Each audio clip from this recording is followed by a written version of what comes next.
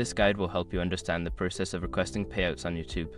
Follow these steps to ensure you complete the process smoothly. Step 1. Meet eligibility requirements. Before you can request a payout, ensure you meet YouTube's eligibility requirements.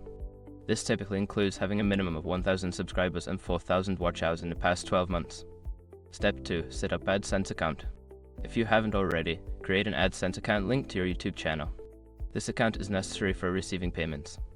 Follow the prompts on the AdSense website to complete the setup.